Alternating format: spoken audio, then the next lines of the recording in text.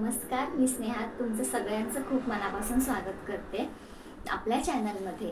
तर आजचा नवरात्रीचा दिवस आहे चौथा। देवीचं स्वरूप आहे कृष्मांडा। तर कृष्मांडा देवीच्या स्वरूपाबद्दल मी तुम्हाला थोडक्यात माहिती देते। दुर्गेच्या चौथ्या रूपाचं नाव कृष्मांडा आहे। आपल्या स्मित हास्यामुळे ब्रह्मांड उत्पन्न केल्यामुळे या देवीला कृष्मांडा देवी असे म्हटले जाते।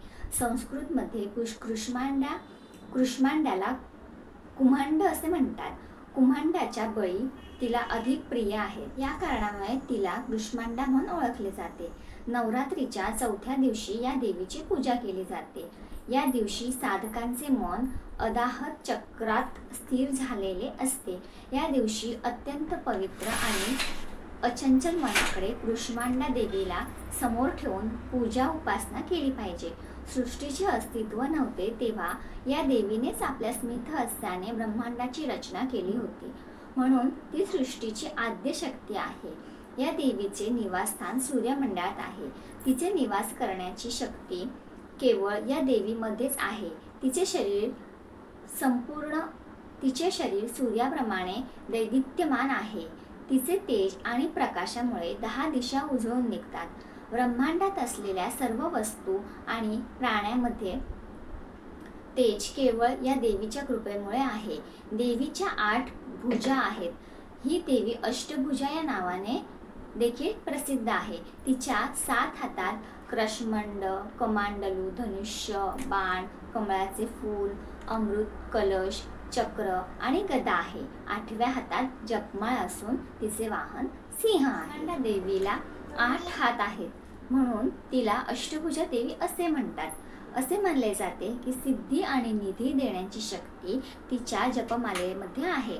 असे म्हटले जाते की तिने संपूर्ण विश्वाची निर्मिती केली, ज्याला संस्कृतमध्ये ब्रह्मांड म्हणतात, फक्त तिच्या हसण्याने थोडेसे चमकून। कृष्मांडा म्हणजे कोहळा। कोहळ्यात खूप बिया असतात आणि प्रत्येक बीमध्ये अनंत कोहळे निर्माण करण्याची क्षमता असते।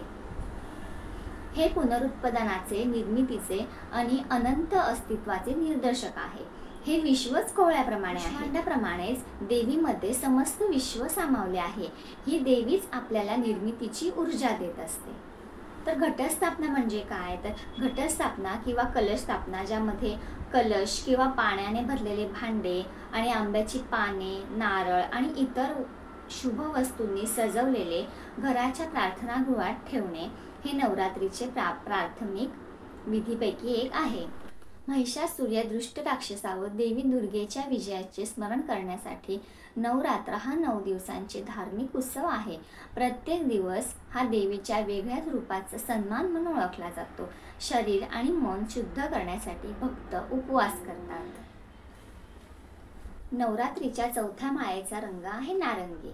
केशरी रंगाचे कपडे परिधान करून रविवारी देवी नवदुर्गेची पूजा केल्याने ऊर्जा आणि आनंदाची अनुभूती मिळते। हा रंग सकारात्मक ऊर्जेने भरलेला असतो आणि व्यक्तीचे मन उत्साही ठेवतो। तर कशी वाटली माहिती?